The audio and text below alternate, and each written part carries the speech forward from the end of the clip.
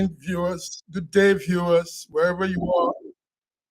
My name is Godwin, and you are tuned into SSM News Echoes for the Global Africa. It's a beautiful morning here. It's cold, it's chilly. Wednesday morning here in Milan, Italy. And as usual, we do this with our colleagues, coordinators from all corners of the world. Joining me from Toronto, Canada is Sir George Chukwu. Sir George Chukwu, you're welcome to News Echoes Global Africa. Well, thank you so very much, Sir Godwin, John. I want to welcome the viewers from around the world. We thank you for joining us today. It's going to be a fantastic one. Yes, sir. It's going to be a fantastic one. We welcome also our colleague, the man that analyzes with his heart, Femi Oke. Femi Oke, good morning. It's good to see you this beautiful Wednesday morning. How are you? Thank you. I'm very fine. Thank you. How are you? I'm good. I'm well.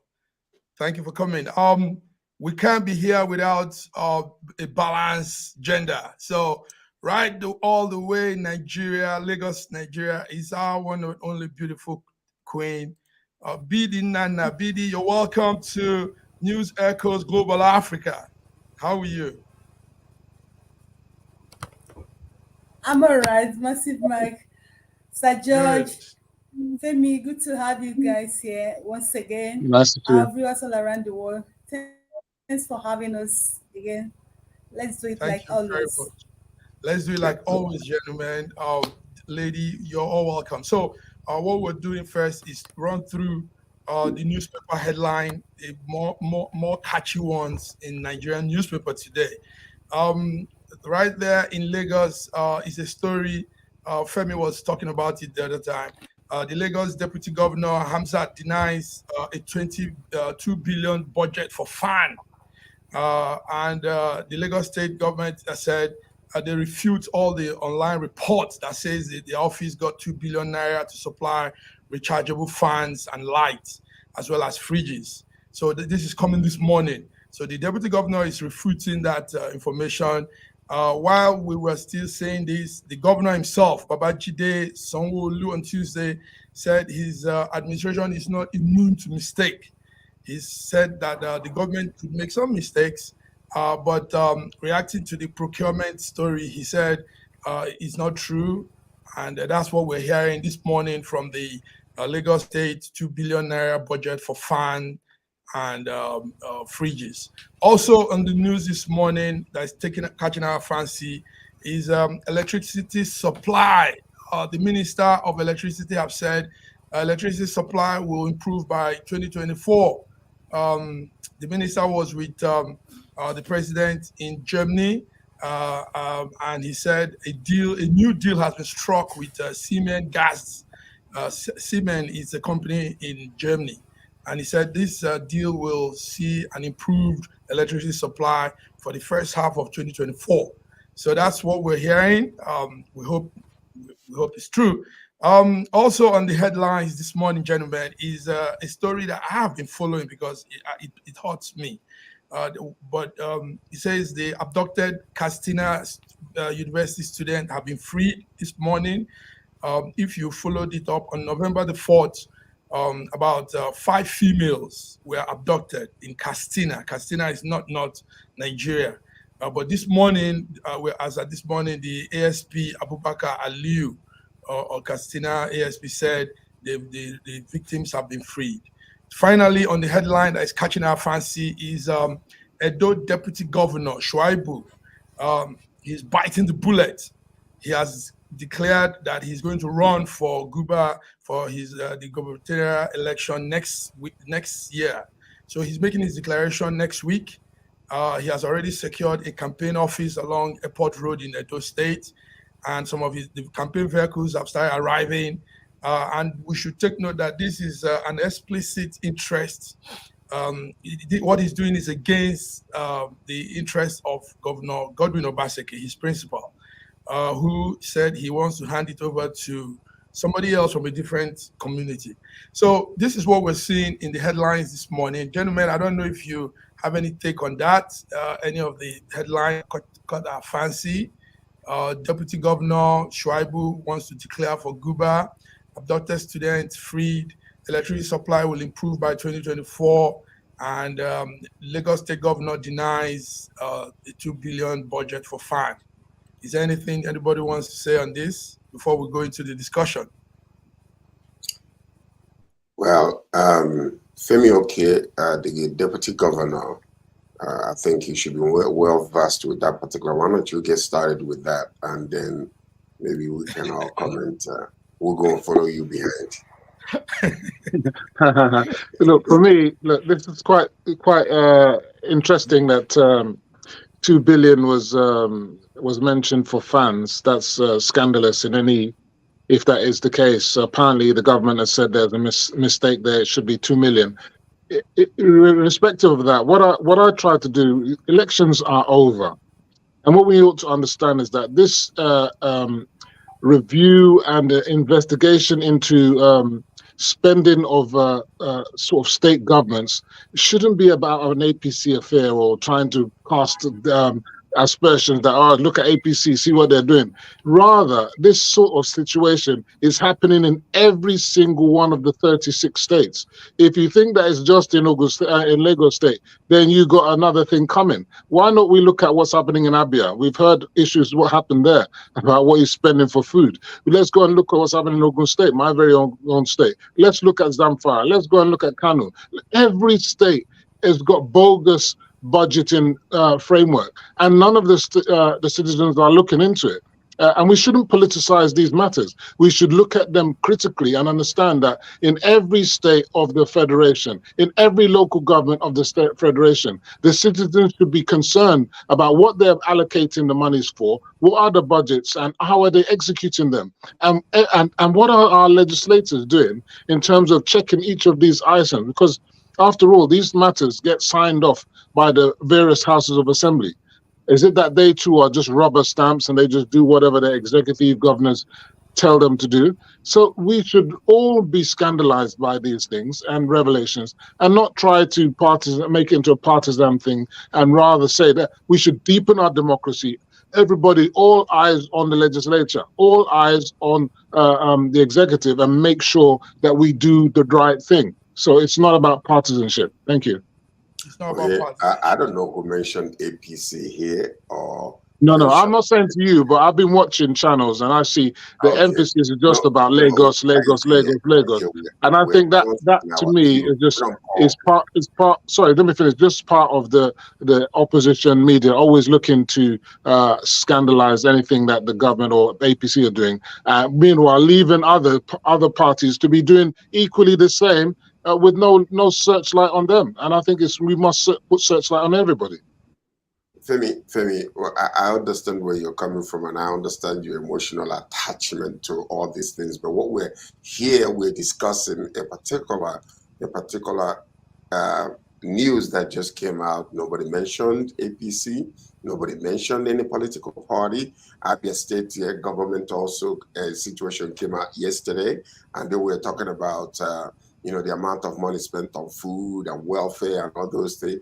It's all on the news, and it was all mentioned, and they denied, the optics of it, how it was presented. So what we're saying, I think it is good for Nigerians, because we have been backed against the wall for so long by all the political parties. I don't give a care who that is. So it is good for us to have these checks and balances, look into the books and put them into account. Because if we don't do so, we are doing a disservice to ourselves as the citizens of Nigeria. So personally, the point is, when a child is crying, and then you come and say, what's wrong? You say nothing. And then tomorrow they cry again, you come and say, what's wrong, baby? Nothing. Okay, so that means you're crying unnecessarily. What we are saying is, okay, the Abia government denied it. They corrected some things, and then Lagos government, the governor and some of the members, they are saying, okay, it is not true. But it is good for us to be bringing this things out, whether it's Abia, whether it's APC, whether it's PDP, or whether it's Labour Party. So they are all to be put open in an open book, and let's look at the way they are governing. If you made a promise during your gubernatorial and then you come to do something else, like Abia State Governor is being attacked, let's put him into account. That's where I stand in that one. Now, also, you were mentioning something else. What else did you say quickly? Let me just touch on okay, no, the news. Well, it's just headlines because we still headlines. I just wanted to touch on another one. Which other one did you mention? Governor that wants to. How we put it is constitutionally. What we have been seeing is the FCT leader. I mean, what's his name again? The former governor of Wike, controlling what is happening and would not allow the governor of Rivers State to actually govern, trying to impose on him, trying to control him. This godfatherism in Nigeria must stop, because you can see, we have seen what has been going on in that particular state. And also now we're looking at, the governor of Obaseki trying to mandate to a citizen of Nigeria that he should not run for the, for governorship election. I don't think it's right. Let him run. Many of us run knowing that we're not going to win. And, since it's our constitutional right to do so, allow them to run. The fact of the matter is, just because he's running doesn't make he's not going to be the winner, because they know what they do. There is no democracy in Nigeria. What we have is kakistocracy. That's what we have there. So our president is in Germany talking about resilient democracy. Yes, we're going to come to that. Yeah. So before we go further, let's go on to other people before we continue. Yes, Olatubosun, when Femi was talking, Olatubosun said that's good. I don't know. I think maybe it's one of Femi's followers. Anyway, thank you. Let's have more comments from viewers. You're watching. I see lots of them are online with us. Yes, you're all tuned into News Echoes this Wednesday morning. We are looking into global news around Africa, mainly Nigeria. So, gentlemen, let's just go straight to it. Tinubu, our president, was in Germany and with 17 other African leaders. They were there to attend the G20, what they call G20 compact event conference in Berlin, and it happened out of the 18 countries attending. There are 10 of them, mainly Egypt, Ethiopia, Benin, Cote d'Ivoire, Ghana, Morocco, Senegal, Togo. Some of them were in a class of its own. They classified these countries, while the remaining 8, Nigeria, Kenya, Democratic Republic of Congo, were invited to the summit as observers. So we were actually in Germany as observers, not part of the real G20 compact event. But some beautiful things happened. Nigeria was able to pull out a partnership plan with signing of 500 million renewable energy pact and gas exporting agreement. Now, my question to you, I want to start with Femi. Femi, we've had several MOUs signed. We've had Tinubu signing in America, he signed in Saudi, he signed everywhere. They keep signing MOU. You know what MOU is? Memorandum of Understanding. Now they've signed this one for supply of gas. But is it about MOU or really getting into doing these things? Buhari signed countless MOUs, but none of those MOUs came out to light. So it's not, is it about MOU going there, right? Boom, boom, boom, boom, boom, boom, and we don't see anything. Femi, what do you say? Nigeria is... It is about signing MOUs because, as you know, for example, in Europe, they're really in trouble because they want to diversify away from Russian gas. So they need to get gas in every sphere possible. Nigeria, as one of the largest stocks of proven gas reserves. So it makes sense for them to seek to have MOUs for our gas, same with America and Saudis saying they want to help us. Look, no country and no man is an island. Okay, we cannot extricate ourselves from the economic mess we are in if we do not engage with our political and international partners. You understand? Because we are an import-dependent country. We don't have a choice. President Tinubu is an accountant. He's very much in bed with those in the sort of industrial sector. He used to be chief accountant at ExxonMobil. So he has a lot of contacts, and therefore he's going to hone on them and harness them. Now, the thing is, with these MOUs and whatnot, even whether they were Buhari's or whoever, even Obasanjo had them, they do not materialize overnight. They're going to take a while. And the quagmire that Nigeria is in right now is not going to be solved in 6 months or a year. I don't see any light at the end of the tunnel until they're like 2 to 3 years, because the situation we are in right now is in very dire straits. The country has been running deficit budgets for a number of years. We were deceiving ourselves during the PDP years as if to say we had loads of money, we didn't know what to do with it, when in fact we didn't really have money. Then we were squandering that money on bogus what do you call it? Subsidies and back in the naira and all that kind of stuff. So we don't have the money to sustain that. So at the end of the day, we have no choice but to tell ourselves the truth. And now we are where we are. And that's why it's good that, the first question was about how are they spending the money? Let's make sure they're spending that money judiciously. Whoever is in government, they must do it properly. And also we must call upon our diaspora. Where I fault our international trying to seek help from others is that we must first touch base with our diaspora, because we have more of a vested interest in supporting Nigeria. Germany can say, yeah, we'll do it. Saudi will do it, but they might say after, we'll wait and see until you've sorted out your this and that and whatever. When you've done it, we'll come and come and do it. Whereas diasporans, we are patriotic. We would do it if we're given the proper opportunity to do so. Thank you, Femi. BD, you are there in Nigeria. You're on ground. Your president is out there sourcing for investors, signing MOUs. What is it like for you citizens? What's all this? Does this really bring the true essence of what you want in governance? Going around sourcing for investors, when back home a lot of things are still not put right, a lot of things are still upside down. BD, can you hear me? Are you there? I can hear you very well. Okay. It's okay. Massive, you didn't even allow me to contribute to your headline news, and I had a lot of things to say. Yeah, but that's I'm sorry. Now, the presidents are there. It's okay. And the presidents are out there doing what they know how to do, because I call it what they know how to do. Because you can't, there's this saying that they said, the person the house is burning cannot be chasing rats. I think if you ask me, that's actually what the president is doing. Yeah, what they are doing is well, but the way and the manner at which they are doing it is what that is not well, because they are not even doing that for the benefit or for the interest of Nigerians. They are just doing it for what I call a facelift.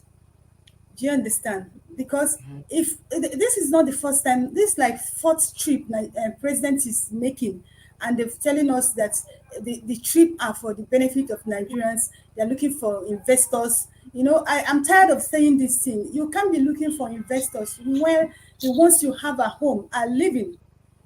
Do you understand? You're signing MOU, the one you've already signed. You've not provided them friendly environment for them to drive on. They are living. Now, presently, SKG and Fennel Company, they're one of the biggest pharmaceutical companies that have spent over 50 years. They are leaving Nigeria. Now, the costs of medication in Nigeria has tripled. I'm not talking about double, it has tripled. People are dying quietly. Nigeria, how we do our own media work. There are areas you don't talk about. Nigerians are dying because a lot of people cannot afford medication. The cost of medication in Nigeria now is very, very expensive. So it's not about signing the MOU. It's not about going about. It's about, putting your house in order.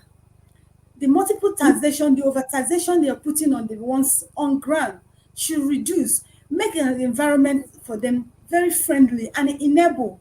Before you go, get other ones, or before you go sign every other MOA. So that's what I have to say. Thank you very much. George, do Well, you agree you know, with BD? Yes. the optics looks good. I mean, it's an international uh, situation whereby you go and you want to legitimize yourself in the eyes of every international observer and make yourself look good. Well, I am with BD when it comes to some of these things that we are doing. I don't think that what our president is doing is wrong. I think that based on his international relationships and his knowledge, he's supposed to be doing what he's doing in regards to like sourcing out businesses internationally to ensure that we sign in a situation. But I think that 60 to 70% of such should be attention should be set in an environment that is conducive for international businesses to come back. You can sign all the MOUs all you want, but if these people, their government is telling them, don't come to Nigeria because you're going to get kidnapped. Don't come to Nigeria because the situation is dire. You don't know if your company, your company will survive it or whatever the case might be. Then all of a sudden, with all the MOUs you might sign, it might not even amount to nothing. So all we're saying is this: you cannot do one without the other. I applaud the current government in their pursuit, but the question is, like what Billy is saying, is it really that they're trying to shine face to make themselves look good out there, and while they're looking bad in Nigeria because of the state of affairs? He's only been the president for a few years, so a few months. So what we're going to do is to give him the opportunity to see what he can achieve. In 100 days already, I haven't seen anything that he's done but sign papers, and that's the truth. But let us see what these papers that are being signed and all the look at the mess that happened in UAE or whatever, the Arab Republic. What happened to us there? That the government had the impetus to stop the whole entire airline people. Why did that happen? What are we saying about that particular situation? Why is it that are we being insulted and disgraced internationally, and then we have to, while the president is still in the country, then you will have to make a diplomatic negotiation to allow a few of them, these things. Yeah, and then all of a sudden, there was the news that came out previously that we and the Arab Republic, that we are doing this and we're doing that. Let's make sure that there are some diplomatic respect, between two countries, where others are not going to be treating us like we are just, servants to them. I don't appreciate that at all. But I commend the current government, and I commend our president in his pursuit internationally to try to, like, for instance, like Femi just said, we saw what happened when Russia and Ukraine started the war, and there was a ban on gas. You people nearly froze to death because of that, and yet we have, we have so much gas in Nigeria that could have been shipped to that country. That's when we could have become aggressive if we had a good government to go over there and say, okay, Russia, is being banned from shipping gas to you. Let's do something quickly, and then we could have done it. But we have lagged behind. And by the way, the state of affairs in Nigeria right now is in such a dire state that I mean, like, if the government is really interested in the welfare of Nigerians, they ought to spend more time taking one task after another, fixing roads, making sure that that we become a production country rather than a consumer country. That is always important. 98% of the things that we consume in that country. It is a sad state. But anyway, I mean, like I said before, I am in line with what the president is doing. But let's take and focus on Nigeria and make sure that the welfare of the people are being attended to. Thank you, George. Femi, do you have any response to what the BD? Yeah.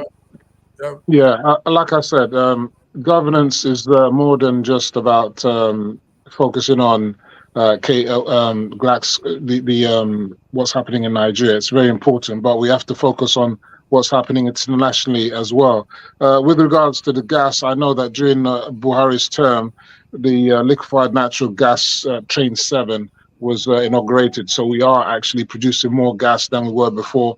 The only thing is that I think there needs to be more transparency as to the gas numbers in terms of how much gas are we actually selling and how much is it contributing to our external revenues. You understand?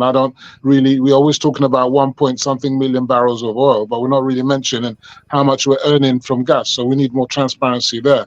And we should actually get to a stage where we're actually exporting more gas than petroleum, because everybody's moving in terms of global warming and everything to gas and trying to wean ourselves off of petroleum. Finally, just to say that, most of these companies that have been failing in Nigeria, you've got to really look at them properly, because multinational companies do what is called transfer pricing. So what they do is they upload all their prices and they put massive prices on their exports to Nigeria. And therefore, when what you're selling, you think that you're getting it at good value, whereas they've bumped it over the actual cost of production. So that means that they're producing in Nigeria or assembling in Nigeria becomes unproductive or cost ineffective when the Naira crashes. Obviously, because most of their components are imported, it won't make no sense. So that's just the way it is. We need to, as a country, start manufacturing locally. We need to look at local imports and forget about all these people that just want to dump stuff on Nigerians and import stuff for us, and which we cannot sustain with imports. We need to start manufacturing them locally. So that was the train of thought of going to Germany. Germany is a major manufacturing country, and we're saying to them, look, rather than you just focusing on sending us finished goods, come and do manufacturing in Nigeria. And I believe that there will be some results. I think the German Chancellor was in Nigeria. He was in Nigeria, wasn't he? Biddy, I see you want to say something to what he said. Because you earlier said SKG. Yes, SKG believing it's not nice. It's not nice. A lot of them. See, I would agree with what Femi is saying, but the thing is this: he talked about that we should stop manufacturing locally. Now, if they have to do this manufacturing, it should be done in Nigeria. And if it's not done in Nigeria, we're practically not making anything. I'm telling you, if you look at what have gone through in our industry for years, it shows that we are not making anything. If this manufacturing has to take place, I think the best MOU Nigerian government or Bola Ahmed Tinubu government should done is for them to come and institute their company in Nigeria. I think that's the only best way we can get away from this time around. Very good one. I remember when Elon Musk. Okay, go ahead. 1 second. You see, we hit the point. We hit that point on the head when we were saying creating a conducive environment for businesses. This is one major. I don't care how far you go, how many contracts you sign, how many MOUs you sign. As long as the country continues in the way that it is doing business, number one, we don't have a conducive environment. The roads are messed up, number one. Number two, there is no light. So when we are thinking about all these things, as frankly speaking, if you ask me, if I was to be one of the advisors to the president, you know what I would tell him?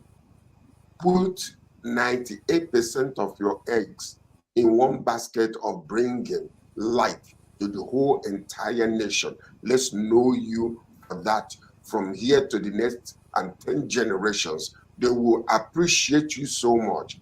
All your eggs, give light to every nook and corner of Nigeria, and then begin with roads. Because once you do that, you see security security in the country will increase. But now what we're seeing is that we are in 2023. Can you imagine? When you go back to some of these so-called third world countries that we are even, that we're supposed to be bigger than, they produce more light than us. Look at Cameroon that we give lights See, to.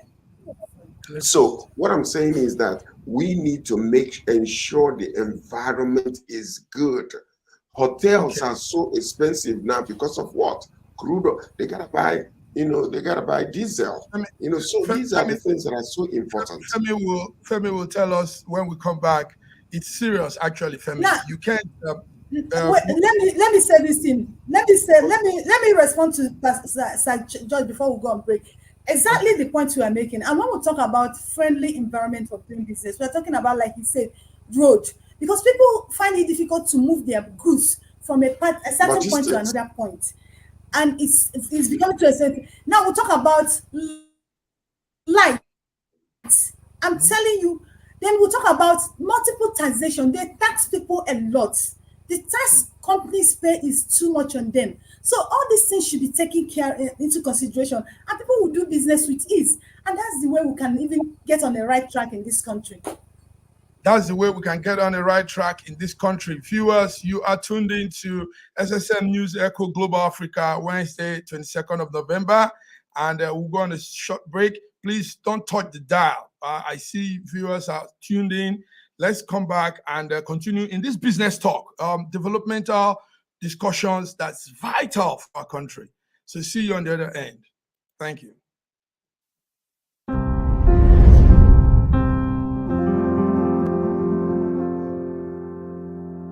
Arise, oh, compatriots, Nigeria's call, obey, to serve our fatherland with love and strength and faith. The labor of our heroes past shall never be in vain. To serve with heart and might, one nation bound in freedom, peace and unity. O God of creation.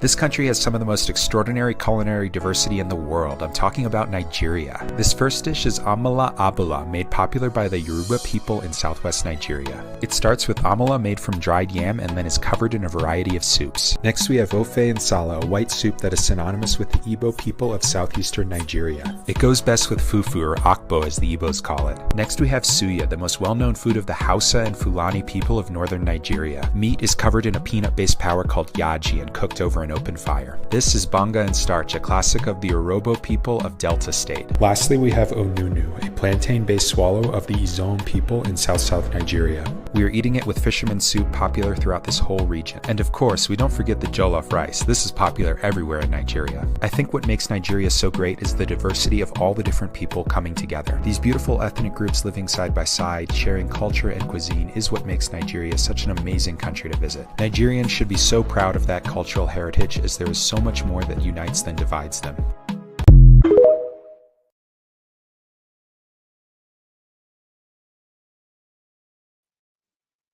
Of a truth, there's so much more that unites us than that divides us.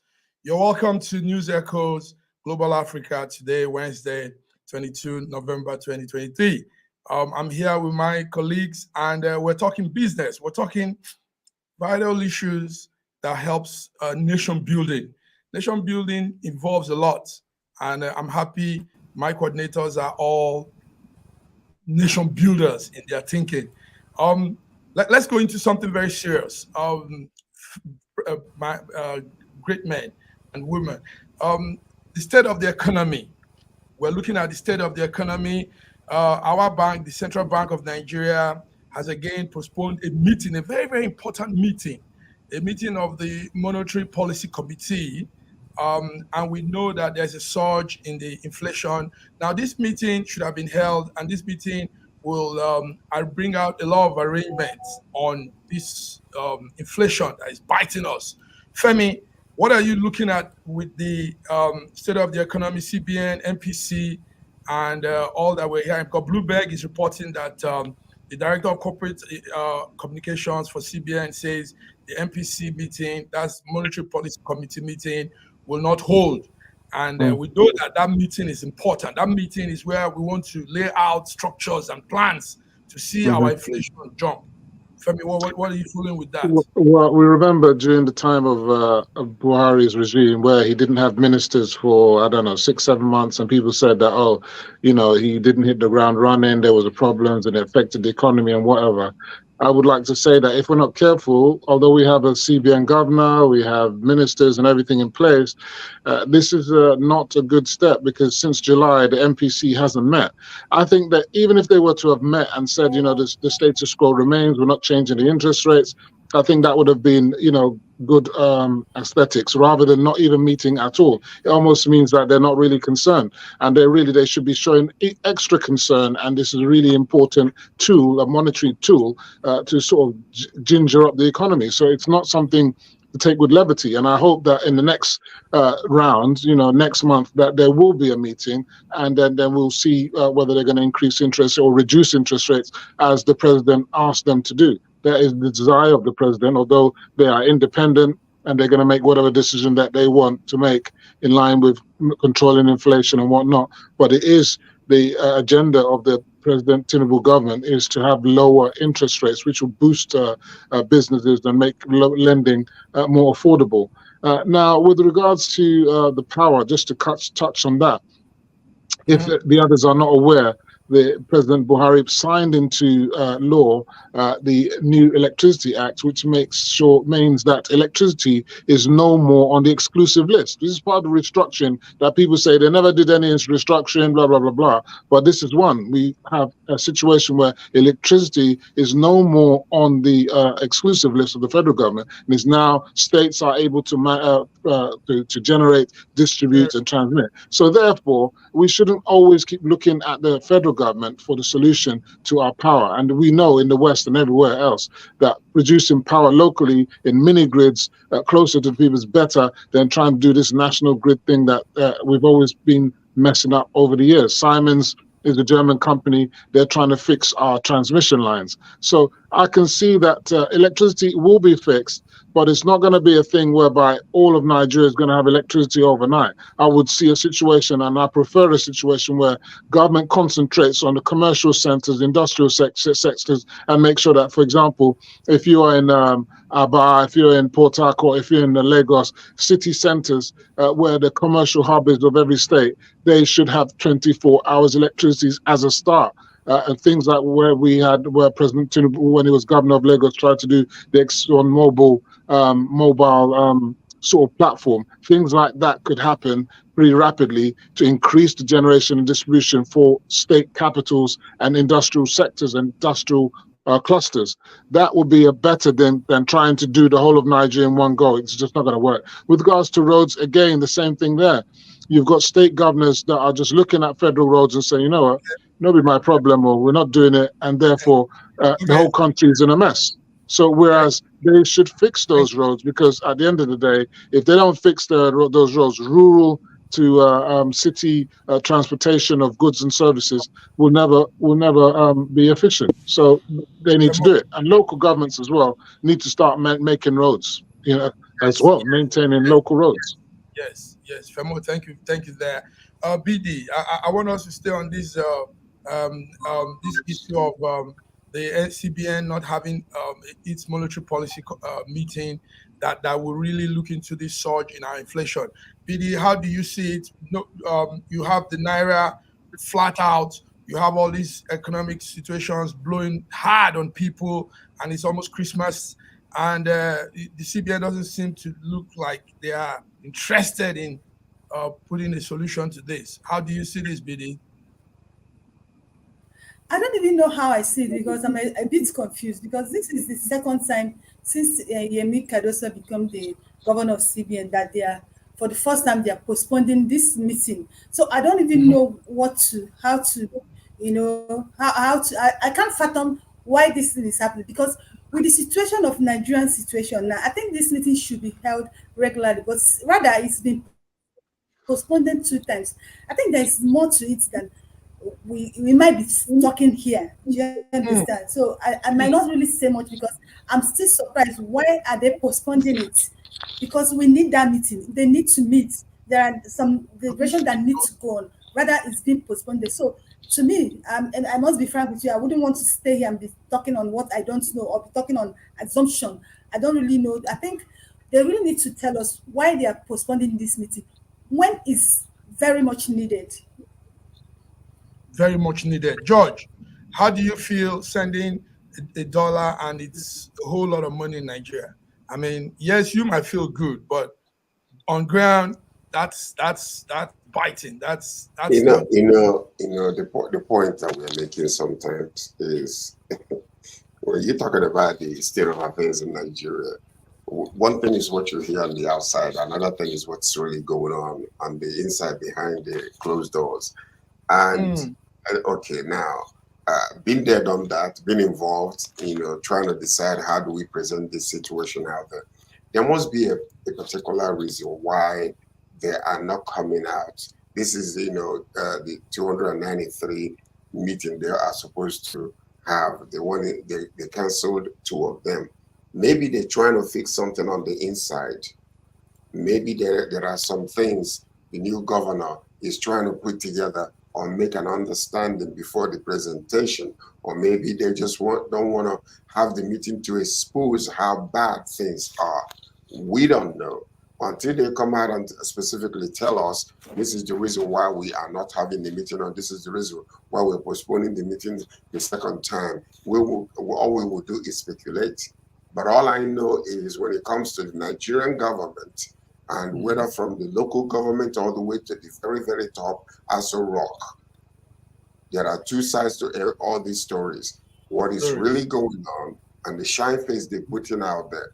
So until we hear from the people involved, I don't think that we can specifically and accurately be able to objectively say this is what is really going on and why they are not coming out to why they are not having a meeting.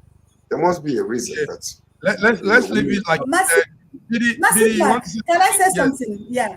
See, I didn't really want to be open with the insinuation on ground, but from what Sajid said, I think I should be a little bit. See, this goes down to show you that these are leaders. They don't even care about what an average Nigerian is going through. Like Sajid said, that what you people see outside and what is actually on ground is totally a different thing. We are good in face lift making. Now there's this rumor, I'll call this rumor, or even it is confirmed that the director of communication in First Bank, by name Abdul Mamoon, he suggested that why they are postponing that meeting is because they are planning a 60th year anniversary. Now that comes into that insensitivity I'm talking about. Look at the situation of Nigeria. Look at the state of our economy, our currency, and the people who are supposed to meet. This is supposed to be a crucial meeting and talk and discuss. And postponing it in a basis of anniversary, 60th year anniversary. So what do you want me to talk about in this space? I doubt if that's real. Look, let's put things into perspective. Look, the MPC meeting is not going to change things immediately for Nigerians. Those are meetings looking at the long-term projections of the economy and making sure that they're guiding the economy on a trajectory in terms of controlling interest and monetary policy. So it's not a short. Meanwhile, CBN is doing what it needs to do in terms of trying to control the naira and the falling and so on. They're still doing that. That happens day to day. So it's not like CBN is not doing anything. They are actually doing things day to day.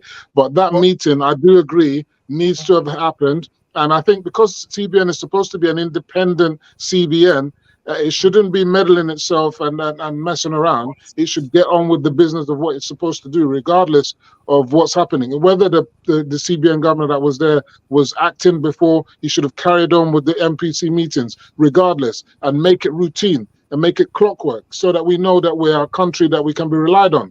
That when there's an MPC meeting, it takes place. Whether you're going to continue with the status quo or change or tinker, at least it carries on. So there must be a kind of regimentness about the way we do our business.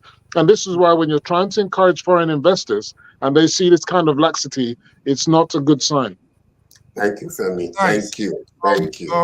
Some people are putting thumbs up on the screen here. Yes. We have about 6 thumbs up. But whatever it is, Femi, it's still a crucial meeting that should be held, even if it's a long-term plan that will come. But let's begin now. Let them have the meeting now. Let's begin to understand. That's exactly what I said. Yeah. Yes. So Can I say something? This meeting. We might be taking more time on one topic. Let's go on to other things. BD, thank you. I know you're on ground. You see a lot. You have a lot to pour out. But let's take it also from other angles. Talking about other governors, it has become a thing of a strange occurrence in Nigeria now. The Court of Appeal determines who governs. Recently, state governors were sacked. Someone with the front door doorbell. Yes. Hello? Somebody needs to. Okay. So That's okay. Since the completion of 2023 general election, attention has shifted to the court, and the court is the one now determining a lot of petitions that is arising. Abdullahi Sule of Nasarawa, Daudu Lawal of Zamfara, Caleb of Plateau State, Abba Yusuf of Kano. These are all governors that they've been overturned. Their decision has been overturned, and a lot of people are complaining. George, a lot of people are crying. George, your Papa Obasanjo yesterday said judges shouldn't turn decisions by millions of voters. So what are we seeing here, guys? Let me start with George. George, what's happening? It's very funny, but the judicial department of the government of Nigeria was chopped now. You have to give them something to do so that money go to flow, steadily. So anyway, listen to this. The truth of the matter is that it's come to that point where we need to really revisit the type of democracy that we have in Nigeria, in Africa as a whole. Because kudos to Liberia and Sierra Leone, these places that are supposed to be our younger sisters and brothers, they're doing much far better than us. And it is that's a crying shame for Nigeria as a whole. But, so what we are looking at is, we can say that it is a good thing that the Justice Department will come, determine the outcome of the election, change when it is necessary. But the truth of the matter is there is nothing that is trusted in that country. We don't know whether the judgment that is being pronounced, whether it's real judgment or fake judgment, or is it, whoever gives a better bribe, takes home the gubernatorial decision. So we don't know. It's all these people that are being changed. Now new governors are coming in. What are the criteria? What criteria are they using to pronounce the judgment? If judges are going to be the ones to making the decision, why do we have INEC? Might as well get rid of INEC. So we need to revisit all of these things, whereby there is no democracy in Nigeria. This I know for sure. There is none. It's zero. It's nothing but, all we do is just bandaging and making ourselves look good outside in the news. There's no democracy in that country. No democracy. And no one can convince me otherwise. In that country. Because I was part of the group. I was in and I saw what happened. So there is none whatsoever. Thank you very much. So, BD, George now determines who governs. After we've spent billions of naira to do election, INEC takes money, everything goes the other way around when they now begin to appeal. Our former president, Olusegun Obasanjo, described it as He said this is a cathedral judgment, a situation where the verdict of Nigerians don't matter again, but judges, 3 judges, will now give who governs. BD, what's your take on this? Massive, anybody that is sincere and wants to tell him or herself truth will know that Nigeria has crashed. And the people that crashed Nigeria are the judiciary.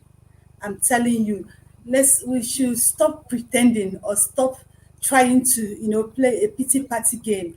See, it was there, and it surprises me how when these people come out to make funny statements, what we call head speech, just because they are in the ruling party, nobody goes after them. But when somebody's trying to counter what they say, within a second, they will pick them up. The the Plateau APC governorship candidate, we are online, and he stated it categorically that they would show them that they know people, and because know people that they are going to take over that governorship of Plateau State, and it happened. It's not a hidden thing. He did not hide it. He said it. He bragged about it. Now, another APC House member came out to say, if you want to win election in Nigeria, go and meet INEC and discuss with the judiciary. And it's obvious what is happening. It's no longer, the problem I have with us as Nigerians is now, why do we have to waste money, kill people, in pretense that we're going in for election? Since we already know people who've selected, who want to fix them, why making us spend a lot of money? Not just spending money, why making us getting a lot of Nigerians killed because you want to get to the post? It has now become do or die. We used to talk do or die before. Now it's no longer. Even our sitting president said it. It was in video. He said, kill, destroy, snatch it and run with it. He said it. It's there. All this is, I'm not saying it.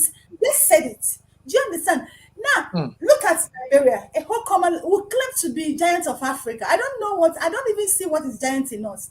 See Liberia. Yes, we'll come to that. We'll come to that, Liberia. Femi, yes. Yeah. So the cynicism of my two colleagues, it just shows exactly what our politics has descended into. When the judgment favors you, then it's a fantastic judgment. Once it doesn't favor you, then it's all this cynicism and all this nonsense. It's a Supreme Court governor, it's a this and a that. This is a nonsense. Governor Deary was a Supreme Court governor. Peter Obi was a Supreme Court governor. It was great then, but now all of a sudden it doesn't work. When the Supreme Court said that APC cannot have a candidate in the River State elections, and that the APC, all their candidates in Zamfara are to be wiped off the face of the earth, the PDP and everybody and all these opponents were claiming that the judiciary have done a great thing. And now that the table has turned, and those same PDP were told to do primaries, and they didn't do so in places like Zamfara and places like Plateau, and it's fallen foul on their face. Why should we be complaining about this nonsense? I believe that the judiciary are doing a great job, and what we should be doing as civilians, as proper Nigerians, is, let me finish what I'm saying. I didn't intercede when you spoke. We should be doing, let me finish what I'm saying. I didn't speak for you.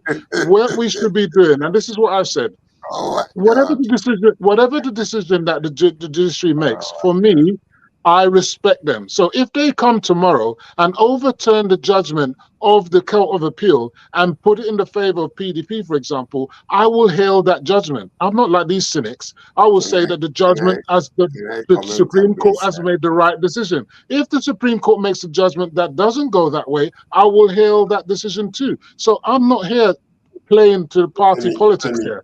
We must respect. George, you should let me finish. Let me finish what I'm saying, please. George, let me finish what I'm saying. George, you let me lose track. I know you don't like what I'm saying. You don't like it, but I didn't like what you were saying. I didn't like what you're saying, but I left you to say what you're saying. I Look, was there you live. must I allow saw, me to and I speak, had please. listings. This So is what not I'm fair. trying to tell you is by experience. George, It's not what allow I'm him to talking speak. about. So what, let me You're talking about your Sir George, experience. allow You're him to talking about what speak. you read on the newspaper. George, you're There talking is a about your difference experience. between what you read on the newspaper, and there is a difference between what you are paid to write. Okay, so I've been there. I know what is going on. Who is What I'm trying paying to who tell to you write? And is no this. one pays me to Yes, write. indeed, I can George, understand George, you that when you're saying that you George, respect the judiciary, moderator, there can is you no allow respect George to let me for finish my point? Yes, Because it's not fair. George, and no George, one can ever stand for it. let's hear him. No Let's one. let him round up. All right. As I said, cynicism, he mentioned, look at George Weah. George Weah, great, blah, blah, blah. And I will go on to say that, yes, that was great. And that shows the futility of our politics. Because in our politics, when you lose, instead of you to concede like George Weah did, you continue going on to court and court and court and court and a failed journey. So this is what I'm saying. The problem is not INEC. The problem is the politicians. The problem we're having in our politics is nothing to do with INEC.